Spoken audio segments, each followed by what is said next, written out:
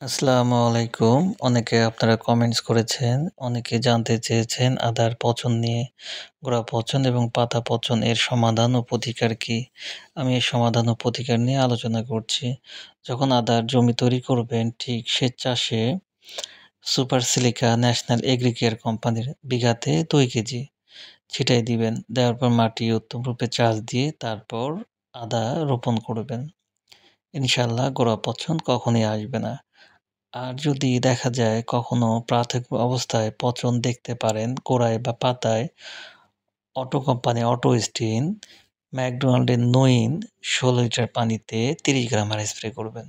এবং সবচেয়ে ভালো হয় বায়ার ক্রপ সায়েন্সের নাটিভো 16 লিটার পানিতে 8 থেকে 10 গ্রাম হারে। প্রথম স্প্রের পর 5 থেকে 7 দিন পর পুনরায় স্প্রে দিবেন। গোড়া পচন, পাতায় পচন বা পাতায় স্পট ইনশাআল্লাহ থাকবে না। খুবই ভালো রেজাল্ট থাকবেন। আশা করি বুঝতে পেরেছেন।